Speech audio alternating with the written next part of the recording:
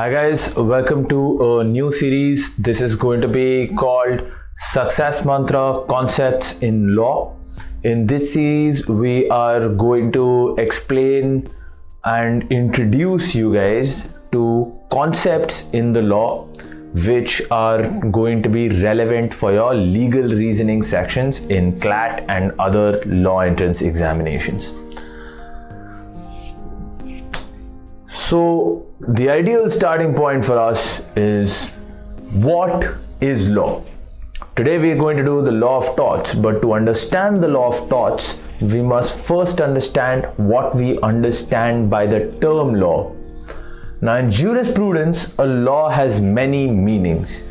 Jurisprudence, guys, is the study of the philosophy of law or the theory of law. So law को हम broadly क्या मान सकते हैं? Rules of any kind. Now a rule could be many things. A rule could be a rule that is made in your household. A rule could be a rule that exists at your workplace or in a school. But these are not laws in the sense that we usually mean them. When we usually say law, we mean a law that is enforced by the state, right? For our purposes, the definition of a law is given under Article 13, Clause 3, Subclause A of the Constitution of India. Now, Article 13 describes a law as any ordinance, order, bylaw, rule, regulation, notification, custom or usage having in the territory of India the force of law. So ordinance, bylaw, rule, regulation, notification are all legislative, that is written law. Ordinance might be issued by a ministry, which is executive branch of government, but functionally these are all written rules that have been made by a body which makes rules, by a legislative body or an executive body discharging legislative function, right? Order is a order of a court, so that also carries the force of law. Custom or usage can carry the force of law for personal laws. So this is an inclusive definition of what a law means for us. Now, laws at their core define rights and duties. Rights and duties, guys, are corresponding pairs, right? इसका मतलब हुआ कि wherever there is a right, there is a corresponding duty, right? So let's say every citizen of India, by virtue of Article 19, every citizen of India has a right to freedom of speech and expression against the state, right? So this is a right which is conferred on every citizen of India. Now the corresponding duty is on the state to allow every citizen of India to exercise free speech and expression, right? So where there is a right that bestows something upon any party, there is a corresponding duty to allow exercise of that right on another party. So for freedom of speech and expression, citizens have free speech, state has a duty to allow them to exercise free speech.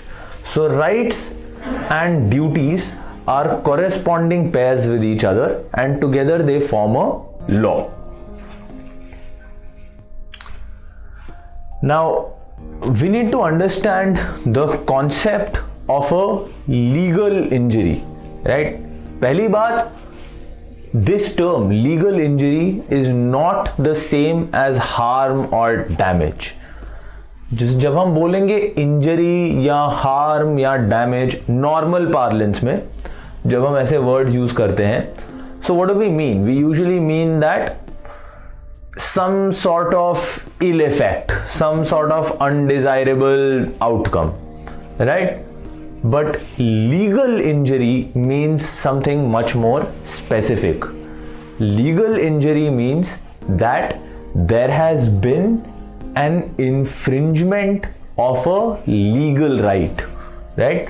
The breach of a legal right results in a legal injury, right? So a legal injury will only happen where somebody's right under the law has been violated. Okay? Now, legal injury is different from mere damage or harm. As I have been saying, it's different from mere damage or harm, whether physical, mental, emotional, or financial. A legal injury which is suffered without damage may still result in a right to sue.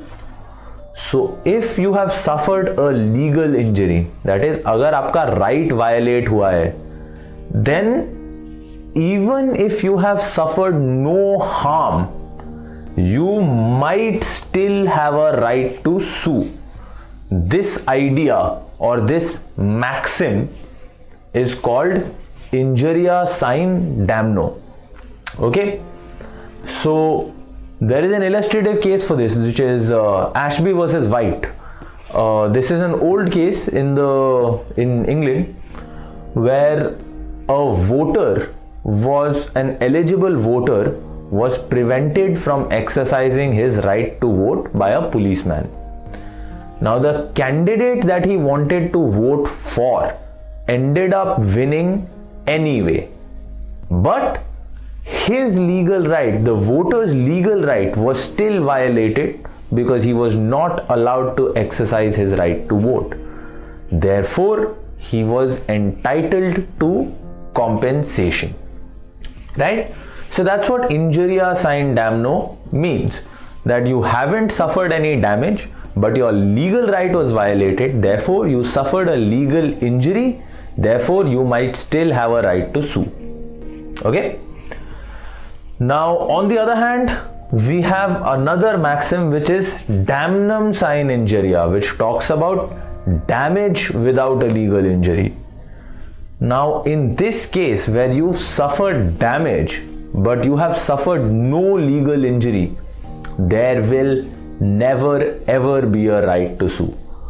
To have a right to sue, legal injury is absolutely essential. अगर आपको legal injury हुई है without damage, शायद आप सू कर सकते हैं. It depends on the type of injury, लेकिन शायद आप सू कर सकते हैं. लेकिन अगर आपको डैमेज हुआ है but without any legal injury, तो कभी भी राइट टू सू नहीं मिलेगा. So let me illustrate this with an example. Right, let's say there is a business, let's say there is a hospital. Okay, this hospital does COVID-19 testing for 5,000 rupees per test. Now, another hospital next door announces COVID testing for 3,000 rupees per test. As a result, the first hospital loses its business to the second hospital. So, has the first hospital suffered damage as a result of the second hospital's lower COVID prices? Yes, it has suffered damage, right? It has lost customers. But has it suffered legal injury? No. No legal injury. So this is damage without injury. In such a case, the hospital would have no right to sue. Right? So that's what a legal injury is. And these two concepts, injuria sine damno, damnum sine injuria. Injuria sine damno, injury without damage, you might have a right to sue. Damnum sine injuria, damage without injury, there is no right to sue. Now let's talk a little bit about the division of laws. Right? The law and justice machinery of the state treats civil and criminal law very, very differently. Right? These are two entirely different areas of the law. So procedures around them, the way they are treated, their purpose, everything is different. In the next slide, we'll deal with some of these differences in greater detail. But for now, it is suffice to say that a civil law the area of civil law is built around resolving private legal disputes. जो party ए और B के बीच में dispute है, वो dispute solve करने के लिए हमारे पास है civil law. Criminal law deals with acts which are considered offences against the public at large. Right, तो सिविल लॉ क्या होता है? प्राइवेट डिस्प्यूट्स ए और बी के बीच में. जैसे मान लीजिए एक कॉन्ट्रैक्ट है आपके और किसी और के बीच में, वो कॉन्ट्रैक्ट वायलेट हो गया है, तो आपको कॉम्पेंसेशन चाहिए. ये सिविल लॉ मैटर है और आपको जाना पड़ेगा इसके लिए civil court. But criminal law deals with an act which is considered offence against the public at large. Now what does that mean? Let's take an example of a crime. Theft is a crime, right? So theft में क्या हुआ है? मान लीजिए person A broke into person B's house, so trespass, and then they stole person B's wallet and ran away. यहां पे property loss किसको हुआ है? पर्सन बी को हुआ है, करेक्ट? तो why do we deal with it as an offense against public at large? Theft तो क्राइम है. तो this act of taking one person's wallet away, why do we treat it as an offense against the public at large? That is because this is a problem of law and order. देखिए, when we live in a civilized society, if somebody intentionally does acts to harm other people, then that is not only an offense against those other people, it's an offense against the idea of our civilized society. क्योंकि civilize society ऐसे function नहीं कर सकती है कि आप बाकी लोगों के राइट्स इंटेंशनली वायलेट करें. And that is why a core element of criminal law is the requirement of intent, जो कि सिविल लॉ में नेसेसरीली नहीं होता है. So criminal law deals with offences against the public at large. Right, criminal law is an area of law which deals with maintenance of law and order, that is the responsibility of the state, right? So the whole area of criminal law, it does not involve private legal disputes and it is the responsibility of the state. Private individuals को civil courts में जाके criminal courts में जाके अपना case pursue करने की जरूरत नहीं है. State pursues criminal cases, right? Now, let's go back to our example for a minute, right? Our theft example. Person A goes to person B's house, steals their wallet. Now, in this example, after that, of course, the person B goes and files a police case. The police catches person A. They prosecute person A. Person A is convicted of theft, goes to jail for 3 years. But, इस सब में person B का loss तो कहीं compensate हुआ नहीं. Person B did not as a result of the criminal case get his wallet और his money back, because again criminal law deals with offences against the public, right? So when person B goes and files an FIR or a first information report, he has reported to the police that a public offense or a crime has taken place. इसके बाद police and the state, the government, will prosecute the accused, right? They'll take him to a court, there'll be a trial, but this trial is to see whether or not he is guilty of a criminal offense, which will result in him going to jail. So the whole purpose of this trial, you can see, is not to get person B's wallet back. That is not the point. Criminal law is not made for restitution of victims. Restitution मतलब restore करना, right? So criminal law does not exist for restitution of victims. Criminal law exists for deterrence and punishment of criminals. to prevent criminal acts from taking place, not to restore people who've suffered from a criminal act. That is the purpose of criminal law. So again, what does person B do to get his wallet back? See, person B getting his wallet back is a private dispute. That is his problem, right? The fact that there is a criminal out on the loose, ये problem सबकी है, क्योंकि ये criminal जाके कहीं और भी theft कर सकता है, इसको देख के बाकी लोग भी थेफ्ट कर सकते हैं. तो इसलिए criminal law is made for punishing and preventing crime, but civil law is made for restoration and restitution.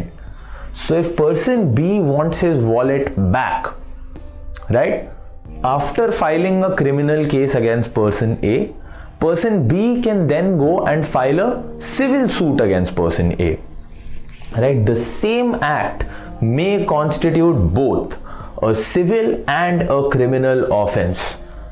तो ये जो act है, stealing someone's wallet, criminal case तो फाइल किया जाएगा ही, इस पे थेफ्ट का क्रिमिनल केस फाइल किया जाएगा by person B.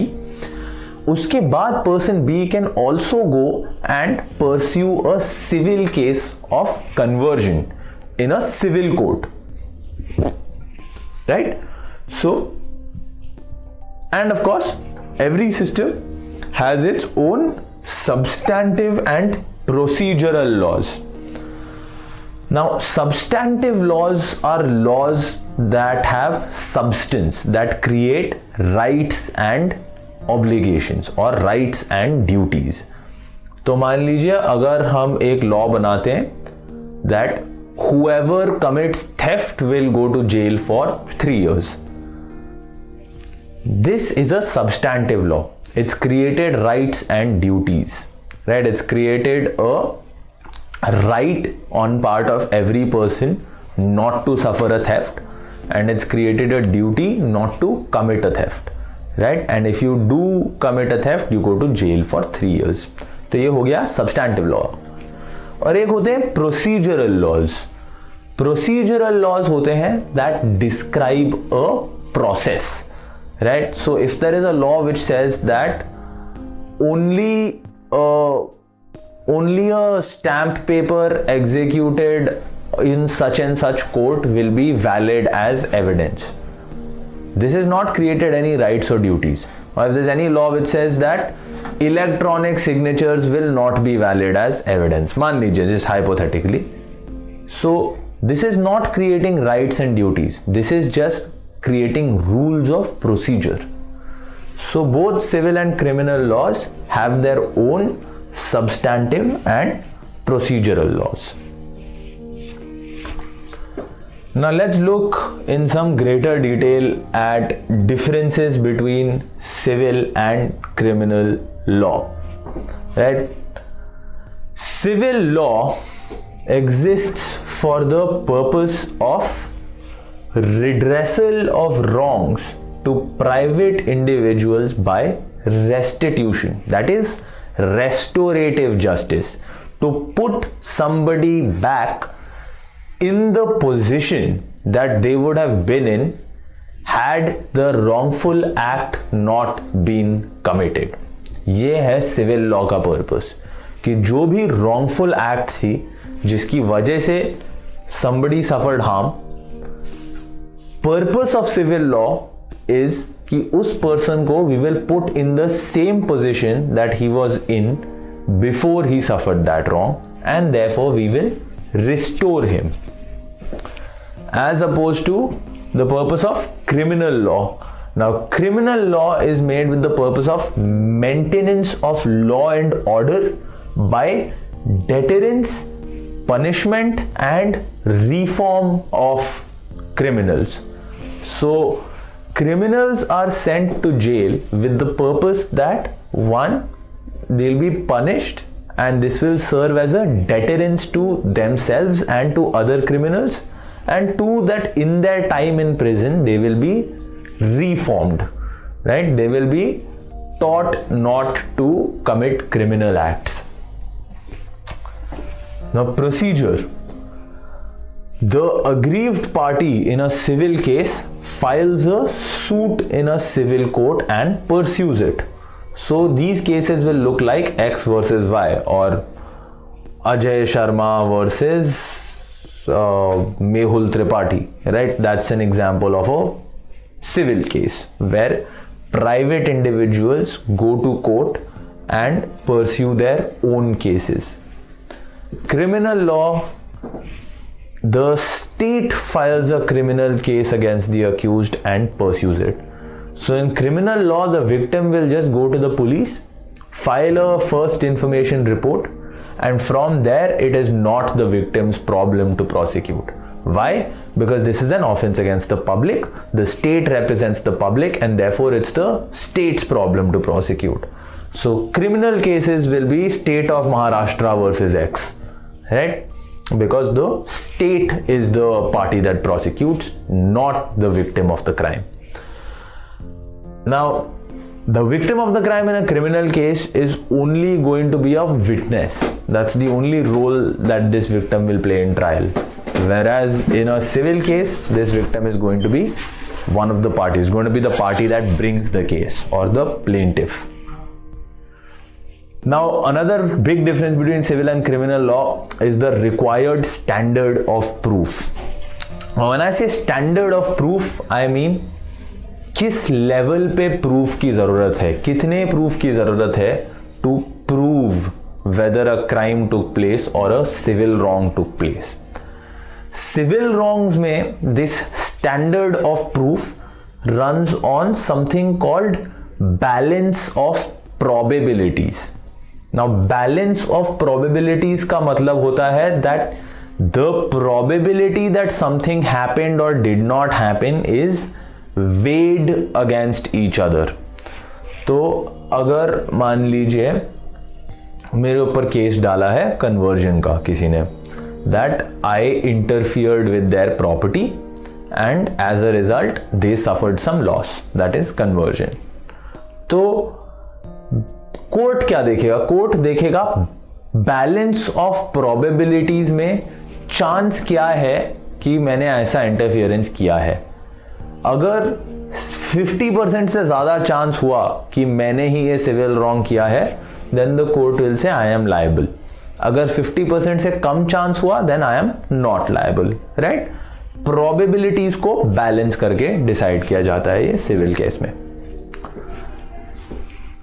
Now criminal cases में this standard does not work. क्योंकि मान लीजिए आपके पास 60% श्योर हो एज अ जज that somebody committed a theft. You're 60% sure. Can you say that you're sure enough to send that person to jail for 3 years? Because there's still a 40% chance he's innocent, right? And a core maxim of criminal law is innocent until proven guilty. So the state has to prove that somebody is guilty before they'll be treated like a criminal. So obviously it is a grave miscarriage of justice if you criminalize an innocent person. So the standard of proof in criminal cases is much higher. In criminal cases, the standard of proof is that of reasonable doubt, which means that the state has to prove beyond any reasonable doubt that the crime was committed by the accused, right? So the standards of proof are different for both. Then there is sanction or punishment or redressal. What does a court do to correct the wrong? Now in civil cases you have compensation in the form of damages. Damages are monetary recompense to restitute the plaintiff, as we already talked about.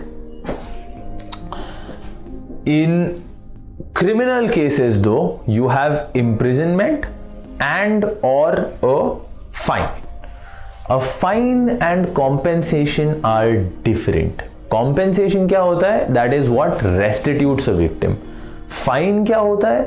That is a punishment. Fine does not go to the victim.